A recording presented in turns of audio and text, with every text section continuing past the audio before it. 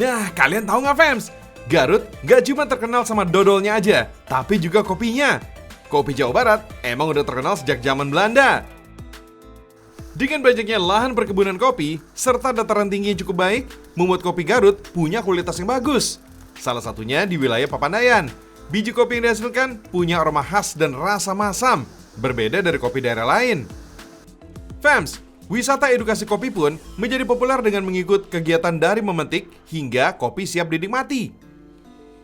Pertama, kita akan dikenalkan dulu jenis-jenis pohon kopi yang ada.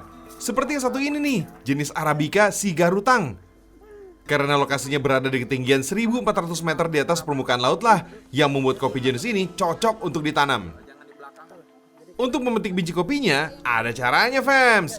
Yang boleh dipetik atau dipanen hanya biji kopi yang sudah merah. Dan memetiknya harus diputar supaya tidak merusak dan bisa cepat tumbuh lagi.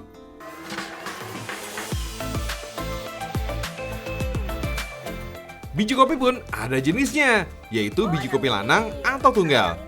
Dan biji kopi dua yang seperti pada umumnya. Nah, ini dia. Ini yang lanang, ini yang hitam. Biji kopi lanang bisa juga disebut cacat, tapi malah memiliki nutrisi yang lebih banyak daripada biji kopi dua. Saat panen pun, kemungkinan biji kopi lanang hanya 10%-nya. Karena hal inilah, harga biji kopi lanang lebih mahal dibandingkan yang biasa. Nah, ini yang bukan lanang. Ini coba lihat. Tuh, ini kan udah kedua. Udah kebuka dua. Wah, iya ada dua. Fams, setelah panen, masih ada proses pengolahan kopi yang dapat mempengaruhi cita rasanya saat diseduh. Nah, kalau ini kita akan bahas yang menggunakan proses fermentasi Fams, atau yang dikenal juga dengan sebutan kopi wine.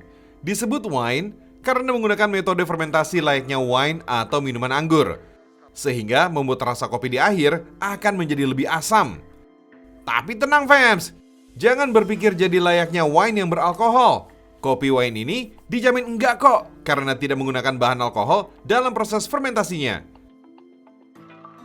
Biji kopi yang sudah panen dicampurkan dengan air putih dan didiamkan selama kurang lebih 14-20 hari sebelum masuk ke proses jemur. Proses penjemurannya gak jauh beda dengan proses lainnya. Biji kulit utuh dengan kulitnya sama-sama dijemur di atas kayu yang memiliki rongga udara. Proses penjemurannya pun cukup lama, yaitu 1 bulan. Oh iya Fams, ada hal penting nih untuk diperhatikan saat fermentasi, seperti waktu, suhu, dan kandungan pH air, serta kebersihan alat-alat yang digunakan. Karena memerlukan waktu penjemuran yang lama, jika musim hujan, proses penjemurannya dapat dilakukan dalam greenhouse. Jadi nggak heran deh kalau harga kopi wine lebih mahal daripada kopi biasa.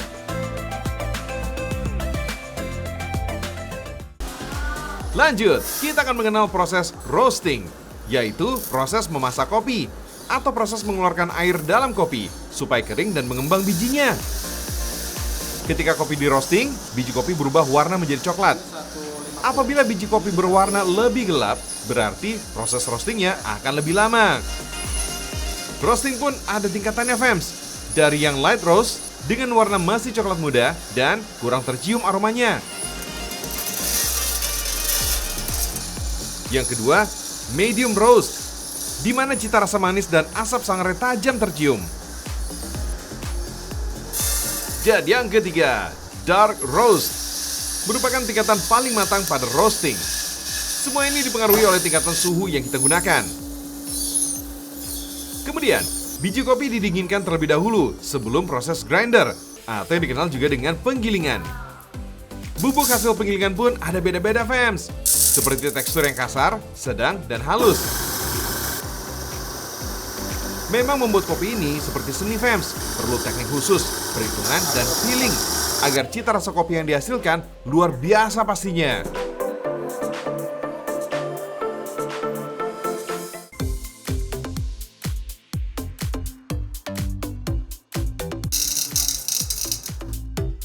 Terakhir, kita akan belajar menjadi barista dan teknik yang dipakai yaitu V60 dengan cara menuangkan air panas secara perlahan di sekitar bubuk kopi di atas alas dengan gerakan melingkar. Kalau dilihat sih caranya mudah ya Fems, tapi nggak semudah itu Ferguso. Karena harus diperhatikan tekstur kopi yang digiling, temperatur air, dan lama penyeduhannya. Semuanya ngaruh ke hasil rasa kopinya.